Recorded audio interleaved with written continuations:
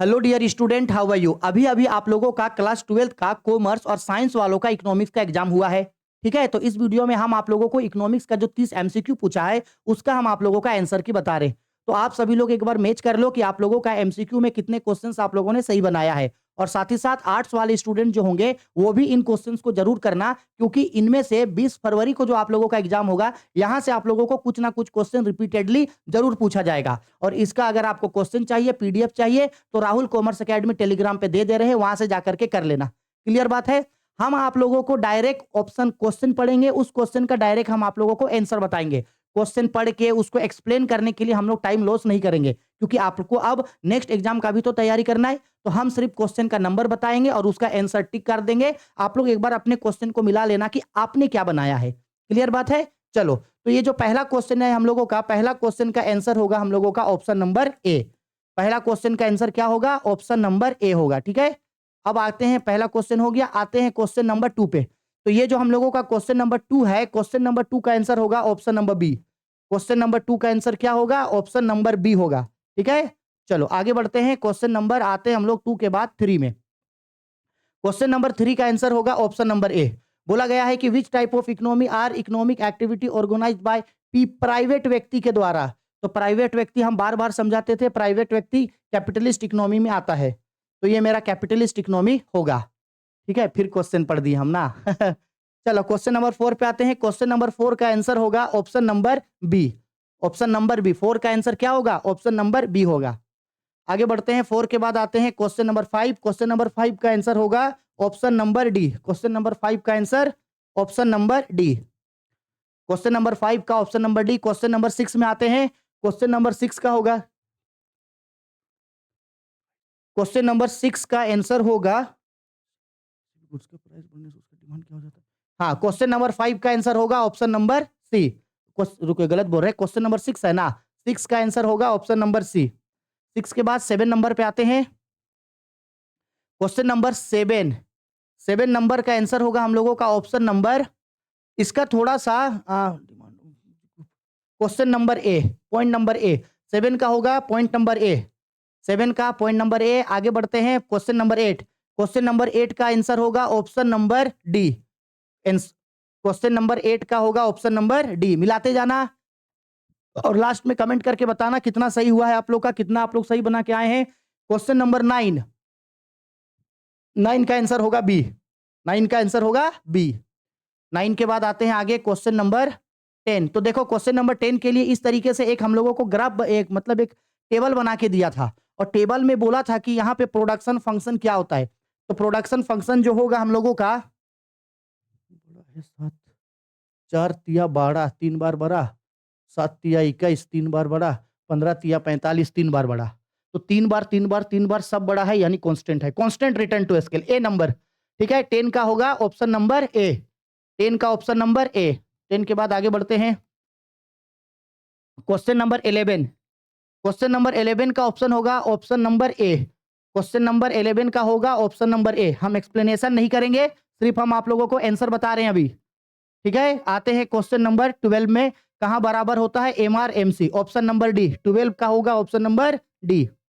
12 के बाद आते हैं 13 में। तो 13 का अगर आप इसको सोल्व करोगे तो आएगा 1.6। 13 का आएगा 1.6, यानी कि बी नंबर। आगे 13 के बाद क्वेश्चन नंबर 14। क्वेश्चन नंबर 14 का जो होगा हम लोगों का, क्वेश्चन नंबर 14, क्वेश्चन नंबर 14 का होगा ए। क्वेश्चन नंबर 14 का क्या होगा? ए होगा। 14 के बाद आते हैं 15 में। 15 पे भी बोल रहा है, एक टेबल बना दिया और बोला कि इक्विलिब्रियम कहां होगा। तो देखो हम इस टेबल में सिखाए थे आप लोग को, देखो 30-30 में इक्विलिब्रियम है।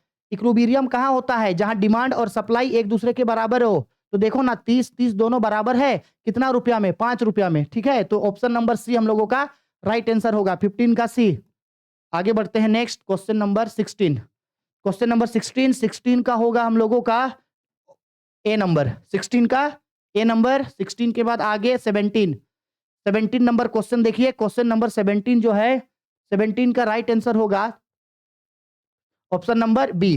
17 का बी होगा। 17 के बाद आते हैं हम लोग क्वेश्चन नंबर 18। 18 का डी होगा। क्वेश्चन नंबर 18, 18 का डी होगा। 18 का डी होगा। 18 के बाद आगे आते हैं क्वेश्चन नंबर हम लोग 19 पे। देखो वेल्थ ऑफ नेशन बुक कौन लिखा था? Adam Smith. हम आपको कल बार बार बोल रहे थे ना ये क्वेश्चन पूछेगा, देखो पूछ दिया, एडम स्मिथ। 19 हो गया। 20 नंबर पे आते हैं। नेशनल इनकम का मतलब हम लोगों का क्या होता है? तो नेशनल इनकम होता है net national product at factor cost, इसको नेशनल इनकम बोला जाता है। ठीक है, ऑप्शन नंबर सी हम लोगों का राइट आंसर होगा 20 का। चलो आगे बढ़ते हैं 21 नंबर क्वेश्चन में। 21 नंबर क्वेश्चन में हम लोगों का प्राइमरी सेक्टर गेहूं उगाना। ठीक है, ऑप्शन नंबर ए 21 का होगा ऑप्शन नंबर ए। आगे बढ़ते हैं क्वेश्चन नंबर 22 में। ठीक है, 22 में बोल रहा है इन्वेंट्री में क्या होगा? इसमें सब शामिल होगा। 22 का डी होगा। 22 का डी होगा। 22 का डी होगा। 22 के बाद आगे बढ़ते हैं 23 में। Question number 23, difference between GNP, differentiation घटाया जाता है, 23 का ए होगा, है ना? नहीं देखते हैं कि जीएनपी से जब हम लोग जीएनपी से डेप्रिसिएशन को माइनस करते तो एनएनपी निकलता था। बार बार यही क्वेश्चन नहीं पूछ रहा था एमसीक्यू में कि आपका NNP is equal to GNP minus depreciation किया जाता है, तो इन दोनों में से बोला क्या घटाया जाता है? डेप्रिसिएशन को। ठीक है, थोड़ा क्वेश्चन को घुमा दिया। चलो आते हैं आगे, नेक्स्ट आते हैं क्वेश्चन नंबर 24 पे। तो क्वेश्चन नंबर 24 जो है नहीं करता है। Reserve bank of India, following banks do not accept deposit from the public. हाँ, पब्लिक से बैंक आरबीआई नहीं लेता है पैसा, पब्लिक से पैसा। 24 का आंसर होगा डी। आते हैं आगे 24 के बाद हो गया 24 के बाद हो गया क्वेश्चन नंबर 25। 25 का आंसर होगा करेंसी नोट कौन छापता है? आरबीआई। 25 का डी नंबर, 25 का डी नंबर। आगे 25 के बाद क्वेश्चन नंबर 26 में आते हैं। क्वेश्चन नंबर 26 में मल्टीप्लायर होगा बी नंबर। 26 का बी नंबर मल्टीप्लायर। आगे बढ़ते हैं क्वेश्चन नंबर 27। अगर आप इसका न्यूमेरिकल किए होंगे तो 0.4 आया है। हम बार बार हर एमसीक्यू में आपको करवा रहे थे और बोले थे पूछेगा, पूछ दिया। ठीक है, इसका होगा ऑप्शन नंबर बी, 27 का बी।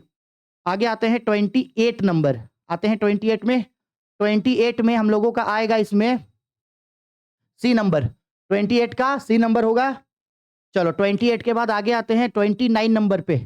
29 नंबर में बैलेंस बजट वहां होता है जहां 29 का आंसर होगा डी, रिसिप्ट्स और एक्सपेंडिचर एक दूसरे के बराबर हो। 29 का डी। एक लास्ट क्वेश्चन 29 के बाद आते हैं 30 नंबर। क्या आते हैं? 30 नंबर। 30 नंबर अगर आप इसको सोल्व किए हैं, एक्सपोर्ट है हम लोग का 300 करोड़ और इंपोर्ट है 250 करोड़, माइनस करेंगे तो बैलेंस ऑफ पेमेंट यानी भुगतान संतुलन हम लोगों का निकलेगा यहाँ पे 50 करोड़, यानी ऑप्शन नंबर सी हो गया। इतना ही एमसीक्यू करना है, आप लोग मैच कर लो आप लोगों का कितना सही हुआ है। ठीक है, चलो।